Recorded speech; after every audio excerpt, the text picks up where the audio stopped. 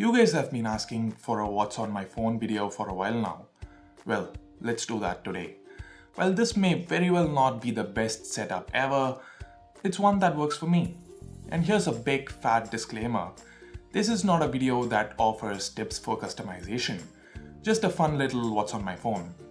Hey, this is Sundar from C4E Tech, and let's get to it.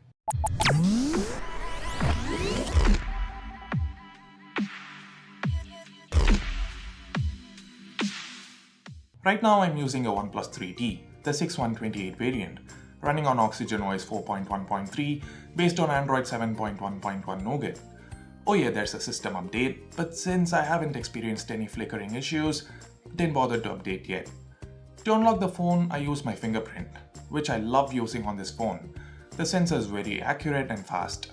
But I also do use the smart lock feature to unlock the device. That is, whenever I have my Beats Studio wireless headphones paired with it, it stays unlocked. Of course, I have pattern lock set too, which annoys me every time I boot the phone. To start with, I'm using the stock launcher here. I prefer it this way, stock Android-ish, with some nice features on top. That said, on certain phones that I get to review here on C4E Tech, I use Nova Launcher. More on that here. Coming to the home screen, the first thing you notice, this isn't a stock wallpaper. I use a couple of apps to download wallpapers from. You should check them out. They're really good. This one especially, been using it for years now. I just like it simple and colorful, and honestly, OnePlus's own wallpapers are good enough, but just wanted to have something different. One more thing you've probably noticed by now, I've got 2 extra clocks here. Got 2 good friends of mine living in different parts of the world, so this helps me not call or message them in the middle of the night. The layout of apps is pretty self-explanatory. Just like with anybody else's phone, the most used apps are on the first page. Facebook, Twitter, camera, camera guys, gotta have the camera app right on the first page.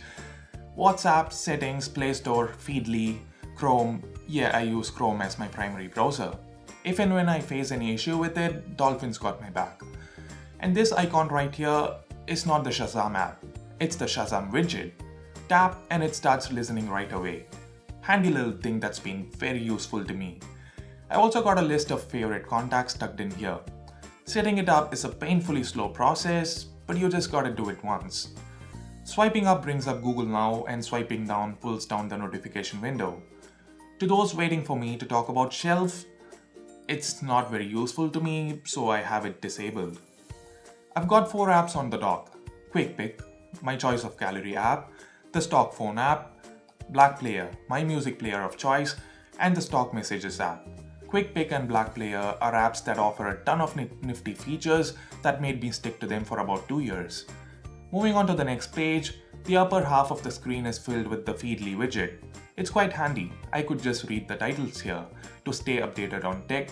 The lower half consists of more apps. YouTube, obviously, Gmail for all my email needs, Google Maps, which literally saved my life during my recent trips, Evernote, a well-known feature-rich notes app, the Stock Clock app, Ola, Uber, Share It for data transfer, Diaro, my personal diary, and one of the very few apps that I purchased on the Play Store, Reddit and Quora for when I'm extremely bored. Onto the third page, being a hardcore cricket fan, I've got a Cricinfo widget here to stay updated on match scores and whatnot. And there's the app itself right under the widget. Solid Explorer, again an alternative to a stock app because of some neat features it offers like material design and easy selection of multiple files.